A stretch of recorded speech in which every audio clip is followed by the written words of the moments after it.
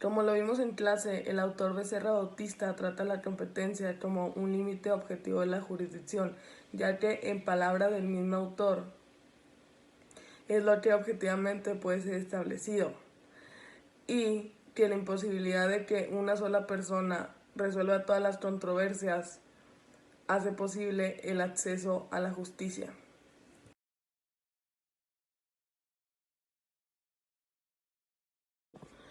La primera sala en esta jurisprudencia determinó que como la competencia de amparo indirecto está determinada por la naturaleza del acto impugnado y no por la calidad, ya sea tanto material como formal, de la autoridad que lo emitió, entonces, cuando se trata de impugnaciones por actos o omisiones de las autoridades del registro civil, como la rectificación de actas de nacimiento, por tratarse de un caso en el que deberá analizarse la legislación civil, el juez competente será el juez de distrito en materia civil y no el juez administrativo.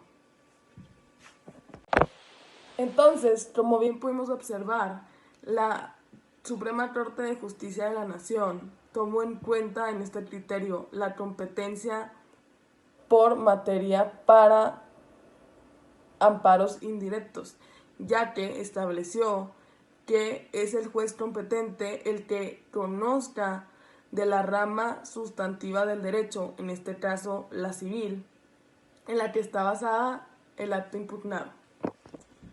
La competencia por territorio, también llamada doctrinalmente como competencia simple, de acuerdo con el autor, es la competencia que se designa por el ámbito territorial que le corresponde a cada uno de los tribunales. En esta tesis se determinó que independientemente de la forma que reviste un acto de comercio, ya sea tradicional, es decir, por escrito o por medios electrónicos, siempre habrá determinación del juez competente para resolver una controversia en materia mercantil. Esto gracias a las 3 reglas básicas que establece el artículo 1104 del Código de Comercio de competencia por territorio. En este artículo básicamente se establece que en primer orden de importancia el juez competente para resolver controversias mercantiles será el del lugar en donde se haya pactado la liberación del pago. Si esto no se señaló en el contrato, entonces será competente el juez del lugar en donde se va a cumplir la obligación. Si no se señaló ni el lugar en donde se va a cumplir la obligación, ni el lugar en donde se iba a liberar el pago, entonces el juez competente será el del domicilio del deudor. Esto último nos confirma lo visto en clase, que la competencia por territorio se deriva de 2 tipos de relaciones. La relación real, que es por la ubicación de un inmueble, o la relación personal, que es más bien la ubicación del domicilio del deudor, que es lo que señala la tercera regla de este artículo 1104. Esta tesis habla acerca de la imparcialidad judicial, que es tratada por el autor como un límite subjetivo a la jurisdicción, bajo el argumento de que para que en realidad haya una sentencia justa es necesario que el juez sea realmente un tercero del asunto. La tesis en cuestión menciona que hay 2 tipos de imparcialidades, la funcional y la personal. La primera de estas se deriva de la claridad de las funciones que tiene cada juez, para evitar con esto que un solo juez participe en diversas instancias o roles. Para concluir, esta tesis menciona las pruebas necesarias para comprobar una imparcialidad personal. Desde un punto de vista objetivo es que hayan existido indicios que te hagan dudar acerca del comportamiento del juez en la resolución del caso. y por la parte subjetiva que demuestres el interés especial que tenía en dicho caso. Para esto puedes presentar pruebas que demuestren que efectivamente el caso se le asignó por cuestiones personales o la diferencia en el lenguaje al referirse a una parte y a la otra. La siguiente tesis a analizar es sobre el arbitraje, que es tratado por el autor como un sustituto procesal, que consiste básicamente en que ambas partes, por común acuerdo, se sujetan a la opinión de un tercero especialista para resolver su controversia y no a un juez.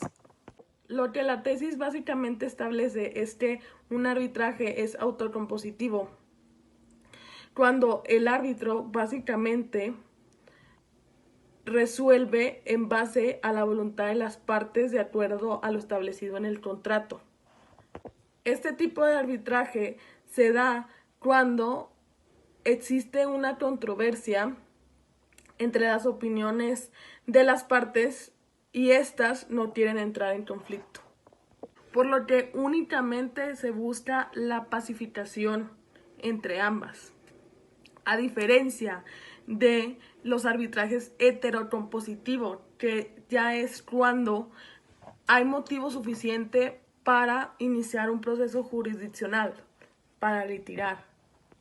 Por lo que en este tipo de arbitraje, el tercero especialista decide de acuerdo a lo que se establece previamente en la ley y no de acuerdo a la voluntad de los particulares en su contrato. Por lo que las resoluciones en este tipo de arbitraje heterocompositivo, o también llamado por dicha tesis como forzoso o necesario, tiene un carácter casi jurisdiccional. Un tercer tipo de arbitraje es el intermedio, que básicamente consiste en que las partes, por su voluntad, acuden a una autoridad estatal que la ley autoriza para que funjan como árbitros y resuelve la controversia basado entre lo que dice la ley, pero también tomando en cuenta lo que establece la voluntad de las partes en el contrato. Bueno, el primer tema que vamos a ver es uno de los sustitutivos de la jurisdicción, que es la transacción, y es el contrato por el cual las partes, haciéndose recíprocas concesiones, terminan una controversia presente o previenen una futura.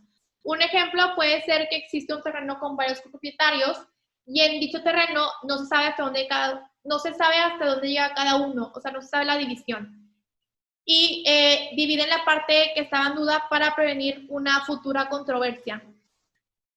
También el contrato de transacción tiene respecto a las partes la misma eficacia y autoridad que la cosa juzgada. Puede ser un sustitutivo jurisdiccional cuando se da antes o un modo de extinción del juicio cuando se da durante el juicio. En la siguiente tesis que estoy mostrando, se puede ver que el contrato de transacción, cuando lo presentas a juicio, es procedente para presentarlo a la vía de apremio para la ejecución, ya que como antes mencionado, el contrato de transacción es cuando hay un acuerdo entre las partes sobre alguna controversia o que están previniendo una controversia futura. Como el contrato de transacción tiene calidad de cosa juzgada, con esto me refiero a que no tienes que ir a juicio, no necesitan que un juez decida cómo resolverla, sino que en el contrato ya se pacta. Es por eso que nada más tienes que presentarlo al juez por una vía de apremio, que es cuando ya puedes reclamar algo sin la necesidad de hacer un juicio donde el juez determine quién tiene la razón y quién no, o a quién le va a tocar determinada cosa y a quién no le va a tocar determinada cosa. Y pues bueno, nada más lo presentan al juez para que pueda hacerse ejecutable ese contrato. Bueno, otro sustitutivo jurisdiccional es el avenimiento, que es el previo acuerdo de las partes que pueden evitar juicio mismo, como el divorcio voluntario. Puede prevenir en convenio judicial con juez o en transacción, como ya lo había mencionado antes, que es un nuevo contrato.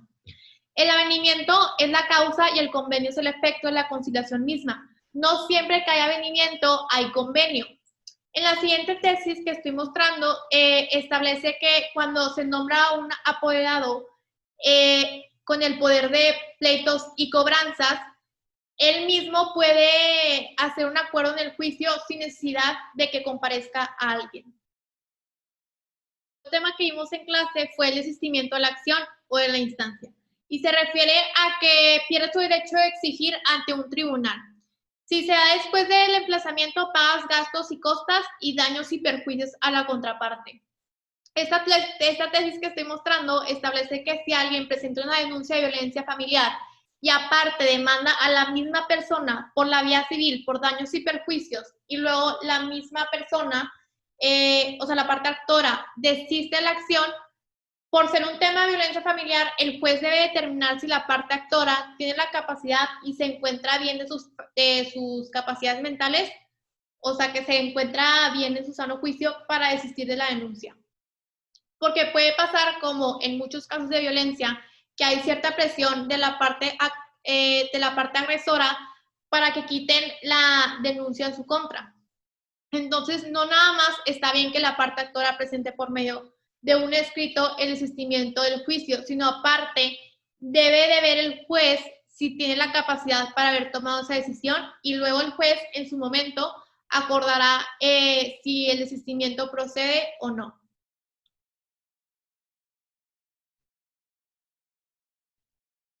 Bueno, por último, durante la clase vimos que en el derecho a la acción se presentan dos intereses, uno público estatal y uno el particular, que ambos quieren que se haga valer la ley.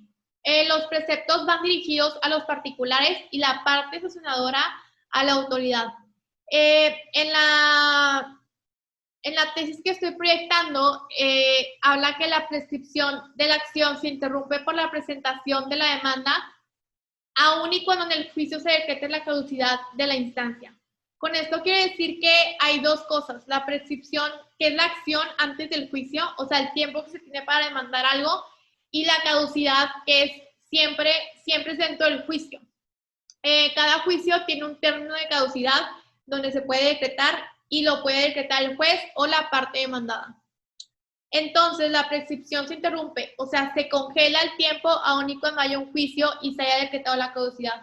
Con esto quiere decir que el tiempo de la prescripción no corre cuando se presenta una demanda y ya en el juicio esté decretada la caducidad, aunque el juez haya determinado que la parte actora ya no tiene ningún interés en el juicio.